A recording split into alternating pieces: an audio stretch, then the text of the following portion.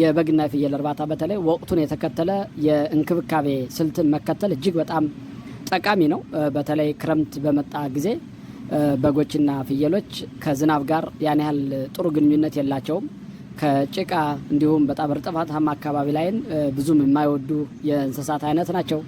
ስለዚህ ክረምት ሲመጣ በአንድ በኩል በጣም ጥሩ ነገር ነው ለበግና ለፍየል እርባታ፣ በሌላ በኩል ደግሞ ጥንቃቄ መደረግ ሊገባቸው ወይም መወሰድ ያለባቸው እርምጃዎችንም አብሮ ይዞ ስለሚመጣ መልካምነቱ የተፈጥሮ ሳር ይበቅላል፣ ቅጠላቅጠሎች ያብባሉ፣ ቅጠል ይይዛሉ። ስለዚህ ፍየልና በግ በባህሪያቸው ቅጠላቅጠል ተመጋቢና ሳር ተመጋቢ በመሆናቸው ቢያንስ ለስናውጣ የነበረውን ወጪ በተወሰነ መንገድ ቀለል ስለሚያደርግልን ክረምት ሲመጣ የተሻለ የእርባታ መንገድን ይዞልን እንደሚመጣ ምንም ጥርጥር የለውም። ምክንያቱም በአካባቢያችን ተራራማ በሆኑ አካባቢዎች በማሳችን ሳርና ቅጠላቅጠሎች በደንብ በቅለው ለምግብነት ስለሚደርሱ ልናወጣ የነበረውን ወጪ ይሸፍንልናል ማለት ነው።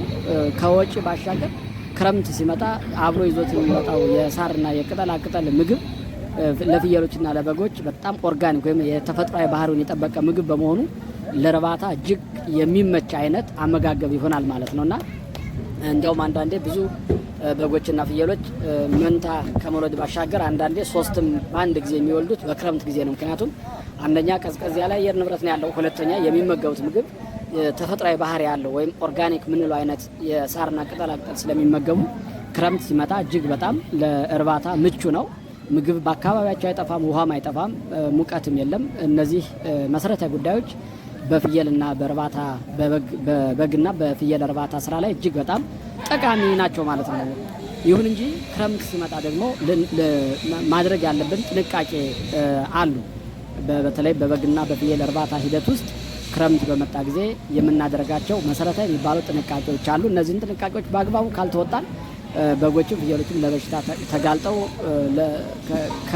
ለህመምም እንዲያም ሲል ደግሞ ለሞትም ሊዳርጉ የሚችሉ የተለያዩ በሽታዎች አብረው ይመጣሉ። በተለይ ዝናብ በጣም ሲጥል እዛ መሬቱ ጭቃ ሲሆን እርጥበታማ ሲሆን የሚተኙበት የሚውሉበት አካባቢ ላይ በብዛት ውሃ የሚያገኛቸው ጭቃ የሚያገኛቸው ከሆነ ስፔሻሊ እግራቸው አካባቢ ላይ በተለምዶ ማዝ ያለ የሆነ የቁስል አይነት ባህሪ የሚያሳክክ አይነት ባህሪ ያለው ይዞ ይመጣል።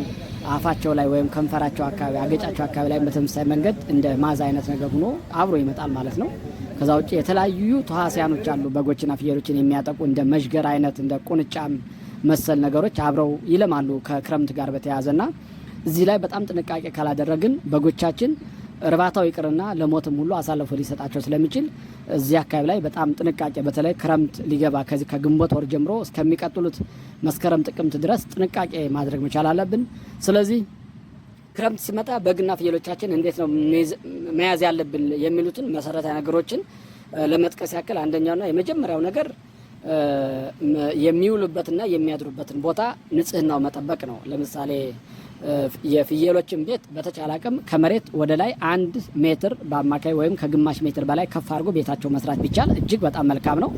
ብዙ ጊዜ ፍየሎች በተለይ ከጭቃ ከአፈር ጋር ንክኪ ማድረግ በክረምት ብዙ አይወዱም። ስለዚህ ከመሬት ወደ ላይ በአማካኝ ከግማሽ ሜትር በላይ ከፍ ያለ ቆጥ ያለው ሆኖ በቆጥ ላይ ቤታቸው ቢሰራ ከላይ ደግሞ ብትፈልጉ በሳር ብትፈልጉ በቆርቆሮ ብትፈልጉ ደግሞ በኬንዳ ንፋስም ውርጭም ዝናብ እንዳያስገባ ተደርጎ ጎጆአቸውን በሰሩላቸው ለፍየሎች እጅግ በጣም ተመራጭ ነው። ለበጎች ግን ብዙ ጊዜ ቆጥ ነገር አይወዱም። ስለዚህ መሬት ላይ ግን ደግሞ ውሃ የማያስገባ የሚያድሩበት ቦታ ደግሞ ንጹህ እንዲሆን በደንብ እየተጠረገላቸው ንፋስም የማያስገባ ቤትና ቤት በተለይ እንግዲህ ቤት ሲባል ደረጃውን የጠበቀ የቆርቆሮ ቤት ብቻ ማለት አይደለም። በሳርም በጎጆም በኬንዳም በተለያየ መንገድ መስራት ይቻላል። ዋናውና ትልቁ ነገር ግድግዳውም ውርጭ እና ንፋስ እንዳያስገባ የሚያድሩበት ቦታ ደግሞ ጭቃ እንዳይሆን ቶሎ ቶሎ እየተጠረገ ንጽህናው መጠበቅ መቻል አለበት ማለት ነውና ስለዚህ ለሁለቱም እንስሳቶች በዚህ መንገድ ቤት ተሰርቶ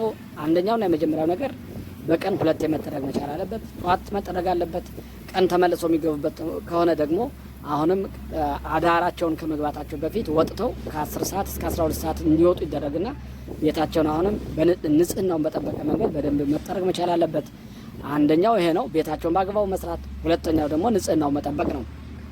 ሶስተኛው መሰረታዊ ጉዳይ ደግሞ በክረምት ጊዜ በተለይ በበግና በፍየሎች ቤት የተለያዩ ተዋሲያኖች እየመጡ ስለሚገቡ ቤታቸውን መጠነኛ የሆኑ የኬሚካል ያላቸው እንደ ፍሊት አይነት ወይም እንደ ሮች ኪለር አይነት እንትኖችን መርጨት ቢቻል መልካም ነው። በጎችን እንዳያጠቃ ፍየሎችን እንዳያጠቃ የሚያደርጉ እነዚህን የሮች ኪለር አይነት ጋዞችን መርጨት እዛ የሚያድሩበት አካባቢ ላይ ምንም አይነት ተዋሲያን እንዳይኖር ስለሚያደርግ እሱን መርጨት እጅግ በጣም አስፈላጊ ነው።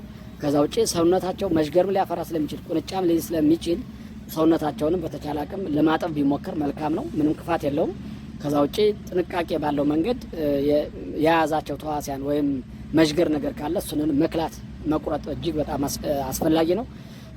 ይሄንን ማድረግ ነው። አራተኛው ከቤት ወጥተው የሚውሉበት አካባቢ ላይም እጅግ በጣም ወሳኝ ነው። በክረምት ጊዜ ጭቃ የሚሆን ከሆነ ሳር ስላለው ብቻ አይደለም መሄድ ያለባቸው።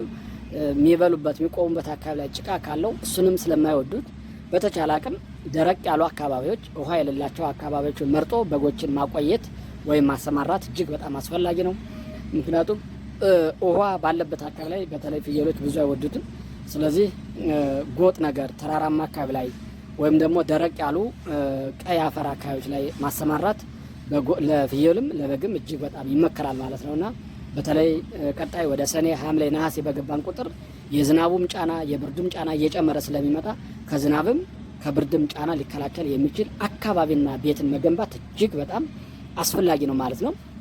እንግዲህ ከዚህ በመቀጠል ክረምት በባህሪው እንስሳት ምግብ በጣም ነው የሚፈልጉት። ምክንያቱም ዝናብ ስለሚሆን ዝናብም አልፎ አልፎ ስለሚመታቸው ውርጭም ስለሚኖር የጨጓራቸው ቶሎ ነው ዳይጀስት የሚያደርገውና በፍጥነት ምግብ መተካት ስለሚፈልጉ የሚመገቡት ወይም የሚለቅሙት የልቅቅጦሽ ሳር የእርጥብ ሳር እንዳለ ሆኖ ሲመለሱ ደግሞ የተመጣጠነ የፋብሪካ መኖንም ማቅረብ እጅግ በጣም አስፈላጊ ነው። ምክንያቱም ቅድም እንደነገርኳችሁ በጎች ወይም ፍየሎች አጠቃላይ እንስሳት በክረምት ከፍተኛ የምግብ ፍላጎት ነው የሚያሳድሩት። ጤነኛ ከሆኑ ምንም በሽታ ማማቸው ከሆነ በክረምት ከበጋው በበለጠ መንገድ በጣም ከፍተኛ የምግብ ፍጆታ ይፈልጋሉ። ምክንያቱም በብርድ ጊዜ ጨጓራ ዳይጀስት ያደርጋል ቶሎ ቶሎ። ስለዚህ ከኖርማል ያመጋገብ ስርዓታቸው ወጣ ብለው ከፍ ያለ የምግብ ወይም የመኖ አቅርቦት ይፈልጋሉና ስለዚህ በመኖ እንዳይጎዱ የክረምቱ የተፈጥሮ ሳርን እንዳለ ሆኖ ግን ደግሞ የተመጣጠነ የተለያዩ የመኖ አይነቶችንም ይዞ መቅረብ እጅግ በጣም አስፈላጊ ነው ማለት ነው። ስለዚህ በክረምት ወራት እነዚህን መሰረታዊ ጉዳዮች እያደረግን ጎን ለጎን ደግሞ የሕክምና ባለሙያዎች በተለይ የእንስሳት ባለሙያዎች ደግሞ ቢያንስ በወር አንዴ ፍየሎቻችሁን አሊያም በጎቻችሁን እየተከታተሉ ለሚኖርባቸው ማንኛውም አይነት በሽታ ሕክምና እንዲሰጡ ማድረግ እጅግ በጣም አስፈላጊ ነው። በክረምት ጊዜ መጠነኛ ወጪ ሊኖረው ይችላል የሐኪም ባለሙያ ስታመጡ፣ ግን ደግሞ ከበጎቻችሁ ስለማይበልጡ ከፍየሎቻችሁ ስለማይበልጡ አንድም በግ አንድም የፍየል ልጅ በዚህ ሰዓት መሞት የለበትም። ምክንያቱም ተወልዶ በ6 ወሩ እንደምታውቁት 10,000 15,000 ብር እየተሸጠ ባለበት በዚህ ሰዓት አንድም ፍየል አንድም በግ ሊሞትባቸው አይገባም።